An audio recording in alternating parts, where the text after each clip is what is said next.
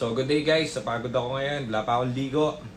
Good morning, sumaglit lang ako dito sa shop kasi meron tayong gusto kong makita kung all goods na yung Fiesta na i-release for today.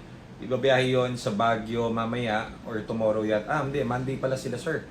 So, ayan, i-release ngayon yon kasi pinahiram namin si sir ng MG kasi OFW yun sila sir eh. So, diretso sila pagdating dito, pagkadating nila rito, pagkabalik nila rito sa airport, diretso na agad sila rito to tawag dito, to pay yung unit nila. Ang in-order kasi nila is yung Fiesta na white. Papakita ko sa inyo.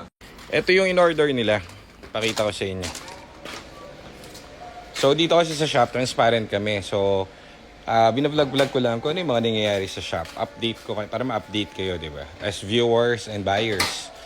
So, ayan, wala lang makina yung puti. So, ito kasi, sablay ito, i-release na to that day sana kila sir. Kaso lang, hindi pumasa sa test drive namin. May nakitang leak doon. Ayun yung leak, oh. Tignan nyo yung leak.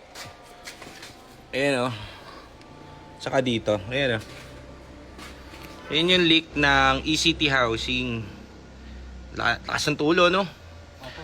So, yung ECT housing dito, guys, pag yan pumatak yung tubig dyan, kahit maliit lang na leak, pumupunta yan dito sa transmission. Kaya, nagkakalawang yung transmission. So, wag nyo hayaan na merong ang tawag dito, leak ang ECT housing nyo. Ngayon, syempre, nabili namin to sa first owner. Di naman namin alam kung ano ang talagang history nito. Malalaman lang natin yun pag na-test drive na at pag may nakita tayong problema. So, nakita natin yung problema, hindi namin bebenta yan. Ang gagawin namin is i-refresh yan. Napaganda pa nga kasi itong unit na to, pag natapos to, palit to ng bagong transmission. Kaya nakababa na rin yung hinapo na pala. So, baba na yung engine nito is sa kababa na for machine shop. Meron siyang umangat ng onti yung head niya due to overheat dahil nga nagdilik ito. So, X yun pag gano'n, hindi natin re-release yan. So, inofera natin sila ma'am kasi nga kailangan nila ng kotse. Fiesta pa rin talaga ang hanap nila. Ay, may bagong dating tayo. Fiesta na sedan, no? Kahapon, yung nirelease natin, nasa summer na yata sila. Summer late. Salamat po, sir, ma'am. Yung bumili sa atin kahapon is nasa serbisyo. Mag-asawa sila. Salamat po at mabuhay ang ating kapulisan. Thank you very much po. Ito naman, ang kwento naman ito, ito yung ipapalit natin dun sa white. So ito, ang kwento nito, ang biyahe nito, Tugigaraw. Kung maalala niyo yung vlog natin dati, Tugigaraw to Manila, Tugigaraw to Manila. So, alam ko history nito dahil palit ang buong clutch system nito. Walang nagiging problem to. Nalobat yung bumili nito, sila ma'am. Babae kasi yung gumagamit. So, hapong-hapo na ako. Nahingal ako, kakakain ko lang kasi. Sorry. So, game ulit. Dinala rito yung unit kasi may issue siya na nalolobat. So, ngayon, nung papalitan namin ng kung ano-ano ito ng battery, nakita ni ma'am yung Mazda 6 namin dito na gamit ni Nico. Parehas ng kulay yun. Gray din yun Gantong-ganto rin yung kulay nun. Mahilig sila sir, saka sila ma'am sa gray color. Naglambing sila ma'am, pwede ba kaming mag-upgrade? Pwede po, walang problema kasi gusto ko tong unit na to, kaya all goods. Pag bumili kayong unit dito, pwede kayong mag-upgrade. Pwede nyo rin ibenta sa amin kung tapos nyo na gamitin. May mga ganun kaming buyer. Na kunwari, OFW, uuwi dito ng Pilipinas, magbabakasyon ng 2 buwan, bibili lang ng kotse, kaya sa Romenta ka, tapos benta nyo na lang ulit sa amin.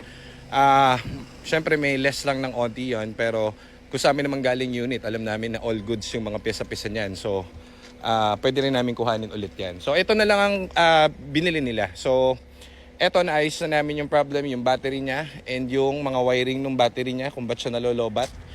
Naging problem naman ito is, di ba nalobat siya? Nung nalobat siya, syempre yung user, yung gumagamit, tinry nang i-start yung push button.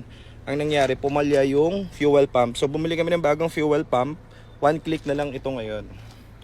So, yan. Pwede nating release. So, magkikita si Aljon Boy, pati si Sir Samoa. I-deliver niya ngayon itong unit today. So, napakaganda na. Napaka-cleaning na rin ito and everything. 1 click na to, John.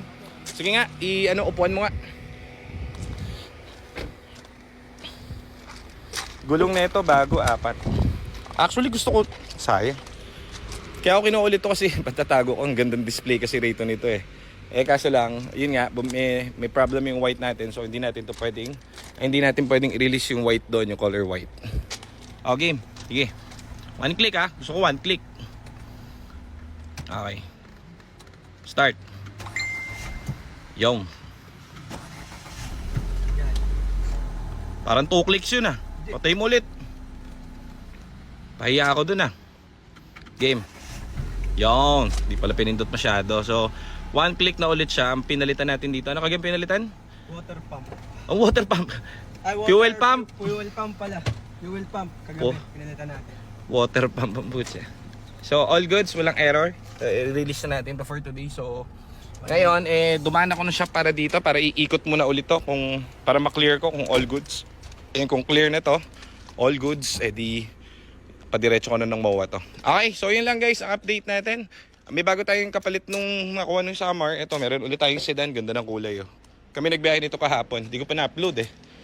Ay, may client pala tayo rito. Bumili parang 6 months ago. Ano ba nangyari dito? At check namin yung clutch niya kasi parang ganun din. May tagas din. Kaso dyan, hindi coolant ang tumagas. Parang langis. So, ayun lang update natin for today. Mga units natin. Paubos na naman. So, kung magbibili kayo, gawin nyo kaming option kapag ang ikuha ninyo ay mga Ford units. Thank you, salamat, and uwi na ako.